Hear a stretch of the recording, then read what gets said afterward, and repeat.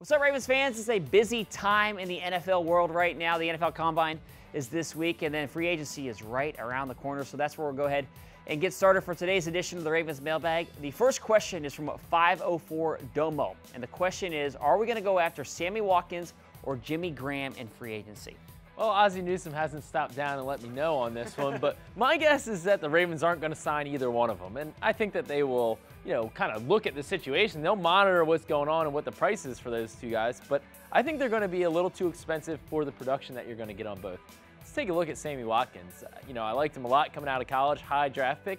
Hasn't panned out. I mean, you look at the production, now he's had some injuries, but in 2016, he had worse production than Brashad Perryman had, who a lot of Ravens fans are not too high on right now. So I don't really see why Sammy Watkins is all of a sudden going to be one of the best wide receivers in the NFL. We've had a number of seasons here with him. It's not like he's still a rookie or in his second year. You've seen what you're going to get from Sammy Watkins. But I think his price is going to be high because there's not many free agent wide receivers. So I think that's going to escalate. The other thing with him, too, is there's a lot of talk that the Rams may go ahead and put the franchise tag on him. So he may not even get to free agency. It's looking like he probably will. Yeah. But if he does, he's probably going to be the top guy available. If Landry got the franchise tag, he could get traded or whatnot. But Sammy Watkins is going to... Yeah, big money. Big money, and I don't know that he's showing the production really to warrant that. Jimmy Graham, another guy who I think he's had up and down years. Last year, he really turned into a red zone threat. I mean, didn't put up huge numbers as a receiver, was a red zone guy. I think, once again, there's not a lot of tight ends on the free agency market. He's going to command big dollars.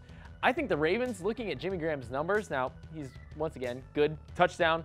That's important, catching touchdowns in the red zone. But I think that you could probably find similar receiving stats from some cheaper options, or even bringing in a high draft pick. Yeah, let's go ahead and move to the draft here. That's where we'll start this one. This question is from Vengeance on Twitter, and the question is, will special teams contributions be the deciding factor for the Ravens in drafting a wide receiver? Well, no, I don't think that it will be the deciding factor in drafting a wide receiver. I think that the deciding factor will be how good you are on offense. Can you catch the ball? Can you take the top off of defense? I don't know if it's in the top 5. Yeah, I think it's like an ancillary thing where you're like, oh, by the way, he can also return punts or kicks like that. Or when you're looking at somebody as a day 3 pick, if you're talking like the 5th or 6th round, then maybe you're drafting for more of the special teams contributions. But early in the draft, 1st, 2nd, 3rd round, you want somebody who can come in and be an impact player on offense. Now, there are a few guys who add some of that special teams element, that returning element. Dante Pettis from Washington is one. DJ Moore from Maryland is another, and Christian Kirk from Texas A&M is a third. So those are some guys that I think the Ravens will look hard at in the 2nd and 3rd round that add a little bit on special teams, and that's actually where we'll go with the next question. Yeah, last question comes from